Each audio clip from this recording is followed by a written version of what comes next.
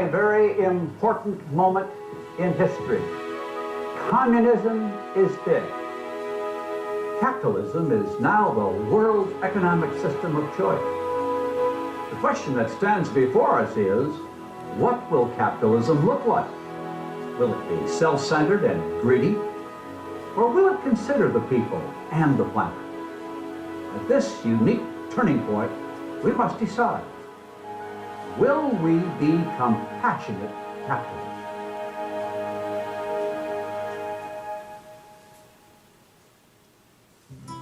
From his very first job washing cars, Rich DeVos has been an entrepreneur.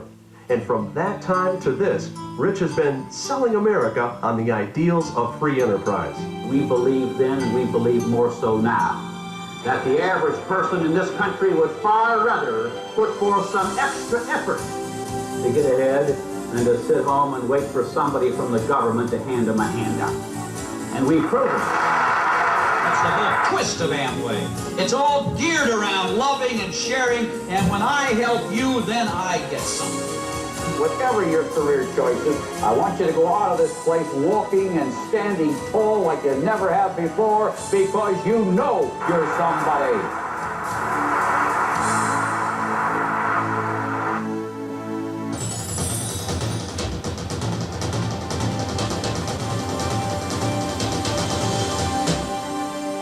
What are the attitudes you need to succeed? At the age of 7, he and his family lived in an open-sided lean-to made of wooden poles and gathered scrub. At 9, after a sudden illness, his mother dies. At 11, he briefly attends school. His formal education totals less than 1 year. At 23, he runs for his home state's legislature. He is defeated. Also at 23, his business partnership fails. The debt of this retail venture takes him years to repay. At 25, he is elected to the state's legislature.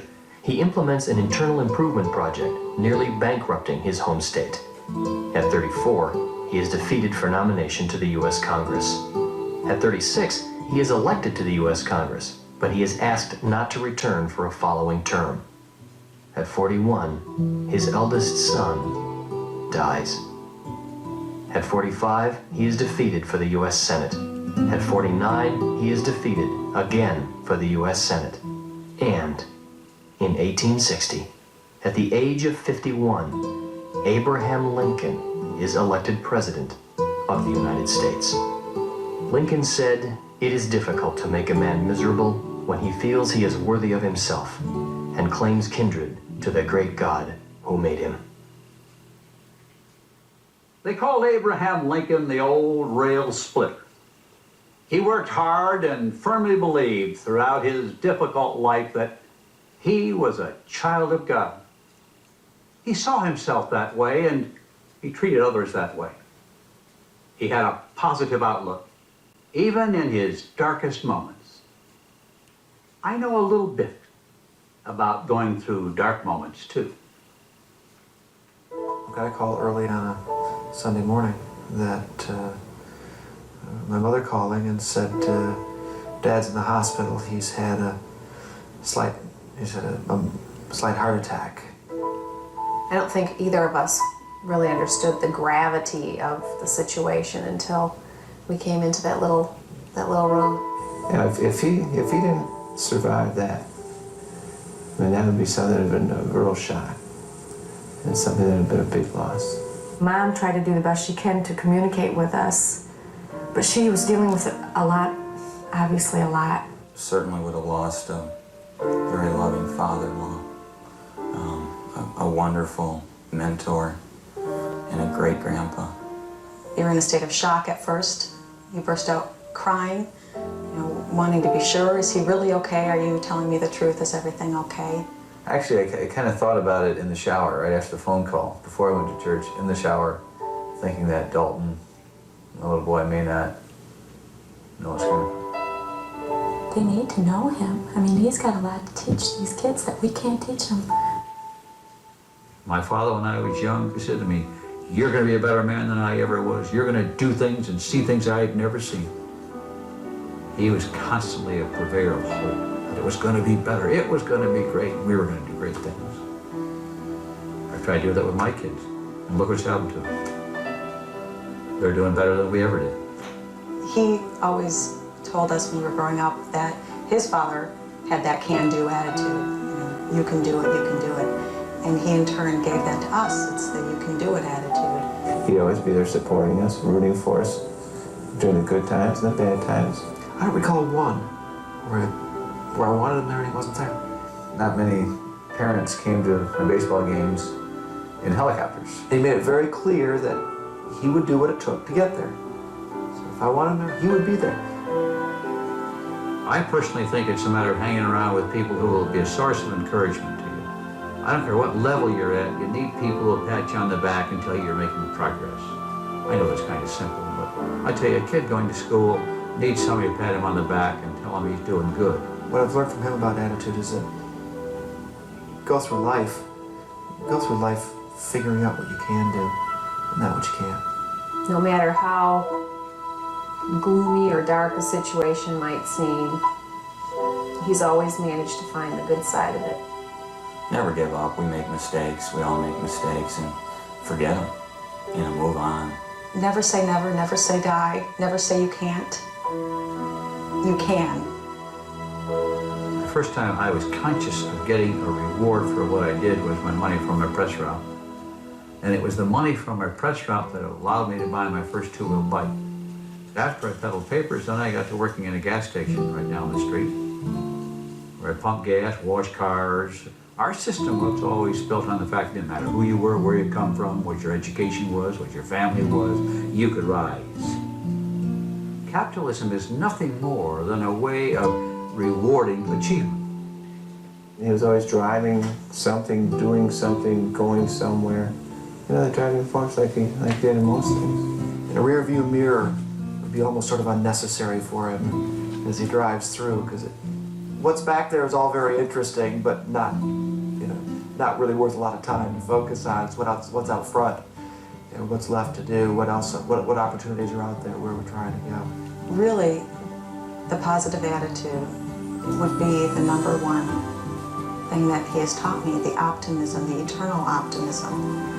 You know, from the being based in the Christian belief. I remember dropping me off at school and leaning over and saying, "Go get him, Mr. Happy." You know, go get him, Mr. Happy. And man, I'm walking up the steps of that school just on cloud nine. You begin with this matter of believing that you were created by God and you are here for a purpose. And there's a God in heaven who knows you and knows you by name and knows what you do. You have a responsibility as a created creature by God to do your job, do it to the best of your ability, and to be responsible to other people as well. To build anything from here is going to be done through the values that he has given to me. So I'm excited to be able to know that and be able to use that and to tell him that, Dad, your life's work is not my life's work. The beliefs that you held are the beliefs that I hold and the beliefs that I'm trying to pass to my children. So we can raise our children as well as both my mom and dad have raised us and instill those same values, those same beliefs, those same sense of what is important in life, then we will have succeeded. To maintain a positive attitude in my moment of crisis, I was fortunate to have my family standing by me. And so I understand the importance of being surrounded by family or friends or loved ones who uphold you and sustain you and pray for you. But we also need to be surrounded by family and friends and loved ones in our better times so we can rejoice together. And out of that comes the individual challenges to go on to new and bigger things. And so whether you're in crisis or whether you're in a period of achievement, being surrounded by family and loved ones will sustain you and help lift you to meet the calling that God has planned for you.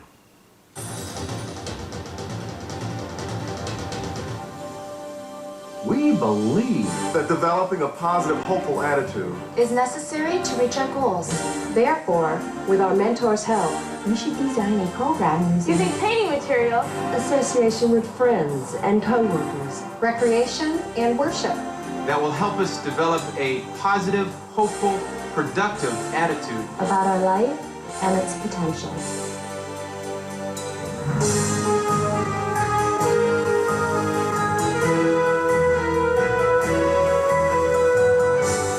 Why do we need a mentor? We believe that before we can succeed as a compassionate capitalist, we must have an experienced mentor to guide us. Therefore, we need to find someone whom we admire, who has already achieved what we want to achieve, and ask that person to help us reach our goals. Throughout my life in business, I've had lots of people who have helped me along the way. People who encouraged me, and people who confronted me, and people who taught me many things.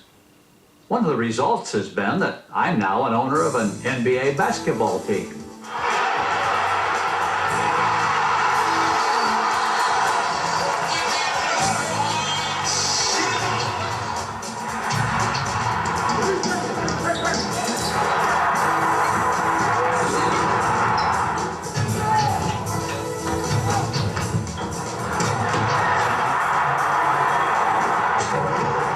Basketball player, like our own Shaquille O'Neal, doesn't make it to the top by himself. At every turning point in his life, a teacher, a coach, a mentor appeared who showed him the way. Even now, as one of the brightest young stars in the NBA, Shaquille has mentors like his coaches to help him master his trade and perfect his skills. What is a mentor? And why do we need one to succeed in life, as well as in business? You all right? Yeah. It's my little brother. Say hi to the camera. Hi. How you doing? Run hard, Jamal. Run hard, Jamal. If it wasn't for my mother and father, Philip and Lucille Harrison, I probably wouldn't be here today. Sometimes our parents turn out to be our most effective mentor. Good. All right, good game. My father was the disciplinarian around the house. Come out! Get up! Oh, come out! Outside! My father is the type that when he tells you to do something, do it. I was taught to respect my elders. He taught me a lot of things. He told me to believe in myself. He told me to work hard at everything, and now I'm here. My mother used to take care of me, taught me how to respect people. She taught me how to respect a woman, first of all. She taught me how to be nice to people, how to be courteous to people. And she taught me how to be a leader, not a follower. If I ever get married, I would probably want to marry a woman just like her. We are proud of you! Yes, we are proud of you! If it wasn't for Philip and Lucille Harrison, I probably wouldn't be here. Sometimes the mentors expect a great deal. Senior year, 36 and up, Dave Chapman. That's Coach Maduro. Dave Maduro was my favorite coach to play under. He was my high school coach, a real good disciplinarian. I know I was a high school All-American, all this and all that, but whenever I did something wrong, I was on the bench. I mean, I knew that he was going to expect a lot from me, and he was real fun to play for. Mentors teach us through their experiences. Coach Brian Hill is a coach of the Orlando Magic. He's been coaching for 20-some years. I've only been playing for 7 years, so obviously he knows more than I know. So whenever he tells me something, I just listen. I try to take it in, and I try to use that to both of our advantage.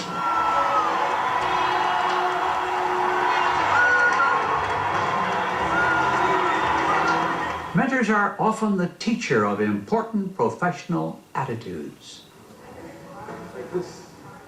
My father taught me how to play, and he taught me how to practice, and he always told me to work hard. And I just developed a killer mentality that he also taught me.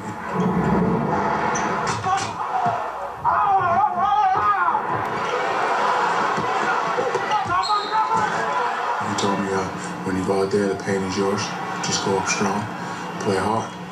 And sometimes when I'm running down the court and I'm having troubles, I could look him in the stand and he'll tell me, take it strong. Mentors often make example of their lives giving us the leadership to become ourselves. I just used to watch magic and watch the things that he used to do. And at a young age, I would sit around the house and say, I want to be like Dr. J, I want to be like this, I want to be like that. But also at a young age, I realized that it's only one magic, it's only one Dr. J, so I had to become myself.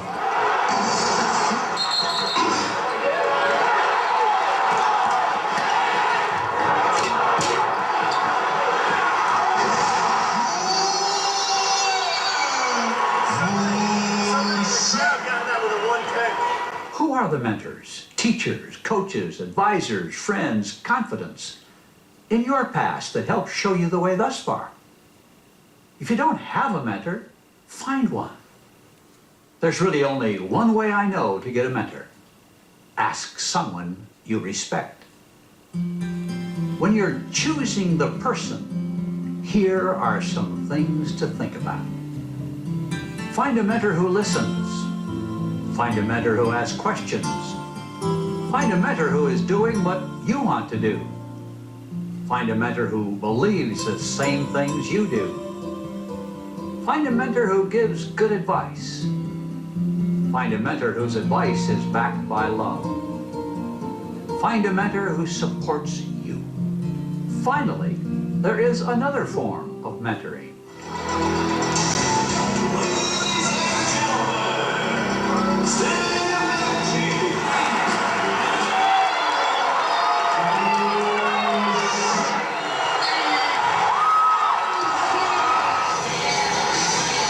Encouragement.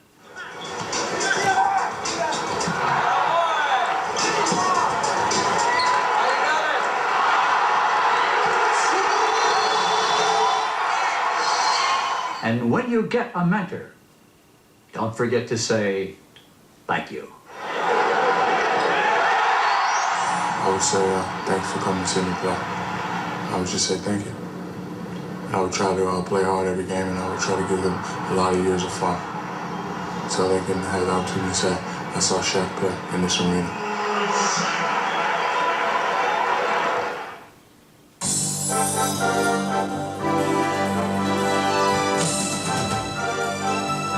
Why are goals so important to success? We believe that success comes only to those who establish goals and then work diligently to achieve them. Therefore, with our mentor's help, we should begin immediately to make our own short-term and long-term goals, to write them down, to review our progress at every step, to celebrate the goals we accomplish, and to learn from those we don't. Once you've got a mentor, you need to decide what your goals really are.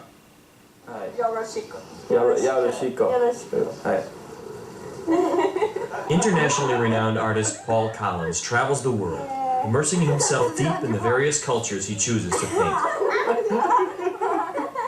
His most recent project? Japan. With paintings hanging in major galleries all over the world, Paul Collins is an unquestioned success story. He knows a great deal about looking at a dream, realistically, from every side.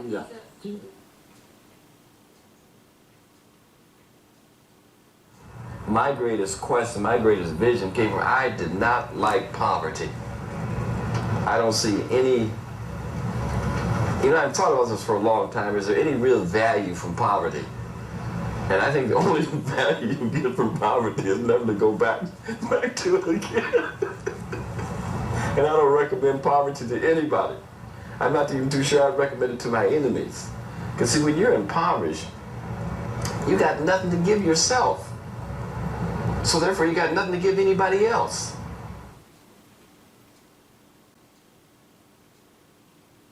Well, when I think I was about either 10 or 11, my mother was always trying to get us to read books all the time. And she gave me one book that kind of fascinated me. It was a book on Norman Rockwell stuff. And I remember thinking to myself, I can do that. That's what I do in school all the time. So I talked to my mother about it, and she said, yeah, I think he makes his living at doing that. But I told her, that's something I think I'd really like to do because it was fun, and that's what I do all the time. That's on my paper. So that's what really, I think, really ignited me. It was one of the things that I did as a kid that I really liked doing.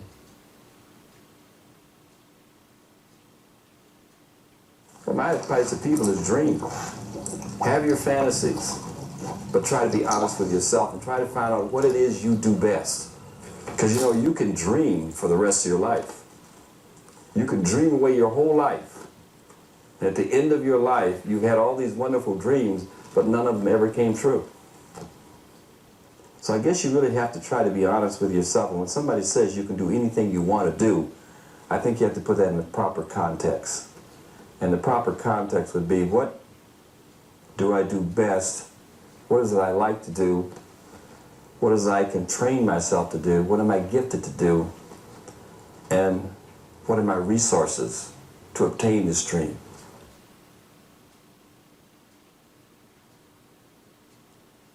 When Paul was just starting out, he and his business partner Randy Brown used their skills to finance their mutual dreams. About 35 years ago, what we did, we just walked up and down the street, we saw a blank space. We walked in and asked the guy, hey, how about a sign up on your building? And most of the people said, yeah, that's not a bad idea. And of course we signed the contract. We always signed the contract because that was a way to get an initial payment, some money down before you do the work. The interesting thing about sign painting, and sometimes again, artists are strange people sometimes. They look down on this trade. Great trade. The reason why is why you're getting ready to make a name sign in being an artist. This is what you can do for an income. But Paul's dream wasn't painting signs. It was painting his own art. And the magic occurred the first time somebody paid me for a painting. All of a sudden, all these lights went on. This is something I do well. This is something I do easy. It's something I like to do, and people will pay me to do it. All of a sudden, my whole modus operandi, my whole purpose became straight down the road because I now knew what I wanted to do. I now knew what could get me out of the ghetto. I now knew what could free me from poverty. Freedom from poverty? Certainly. But the freedom to create his own art started with striking a balance between dreaming and setting short-term goals. And I got to tell you, this company now is a very successful company right after Shapiro Bag Company, really. We like to think it has something to do with this sign we put there for.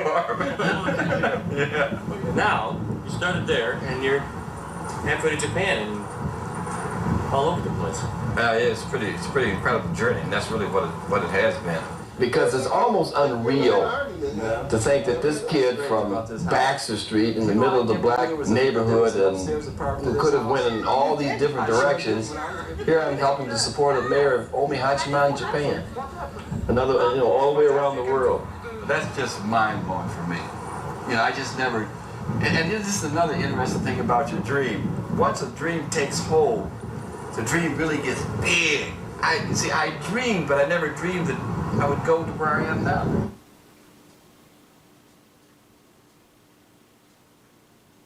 Once you even accomplish the dream, keep dreaming big. When you're frustrated, dream big. When you're not quite sure, dream big. When it happens, when you get the success, dream big. Look at that Buddha behind me. Somebody was dreaming big who made that Buddha.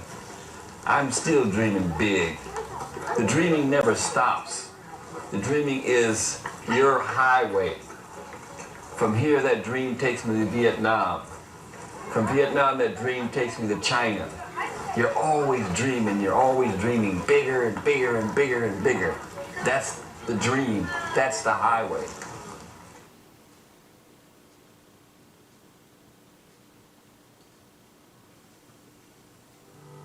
You have been given a life. What you choose to do with it is up to you. Maybe you'd like to work with your hands. Maybe you'd like to design clothing. Maybe you'd like to erect tall buildings. Maybe you'd like to till God's earth.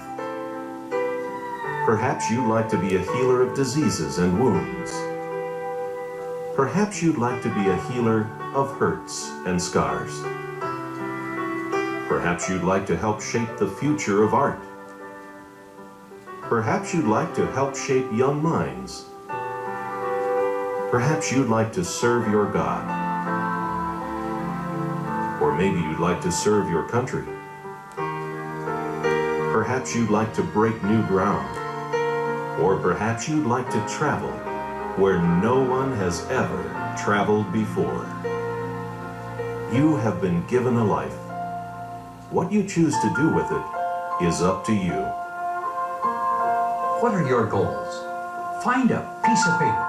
Write them down.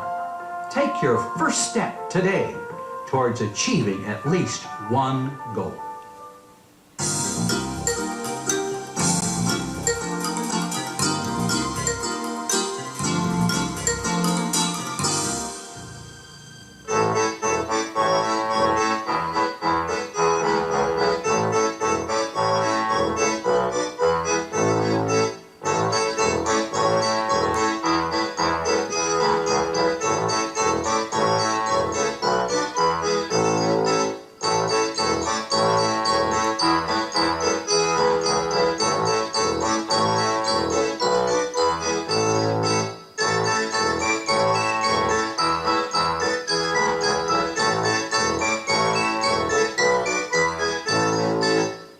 Have you ever asked yourself, what should I be learning right now?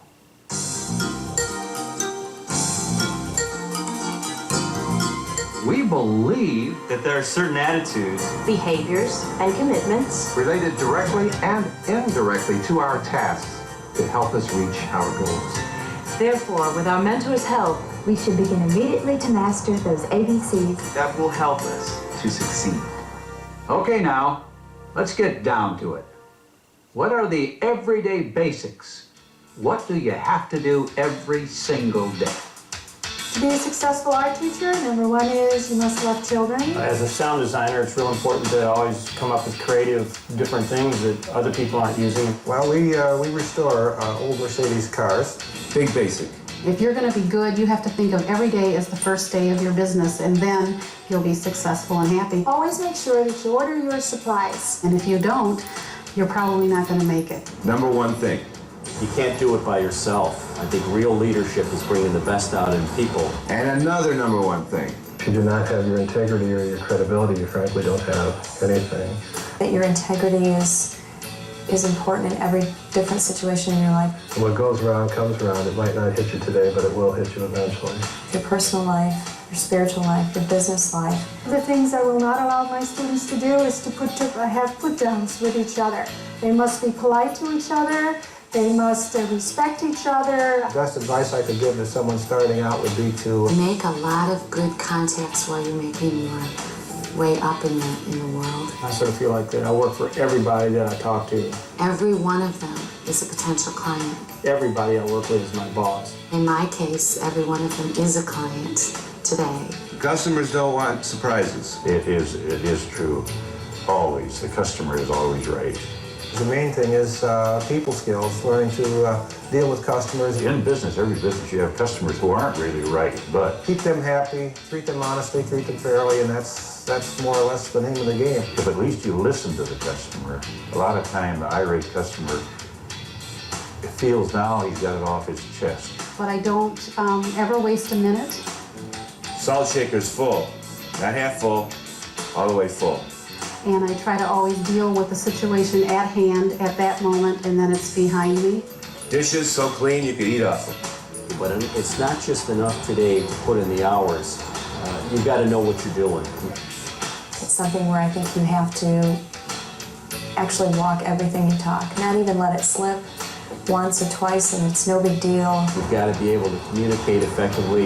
You've got to be able to lead people. You've got to be able to bring out the best in them. You have to work very hard and have a lot of tenacity and just have always do more than is expected and just have a high standard of excellence, I think. That's what I try to do anyway. And another number one thing, when the phone rings, pick it up. When you practice the basics of business and then master them, you will find success. Your dream of making a better living will become a reality. Discover the basics of the business you want to succeed in, and then master them.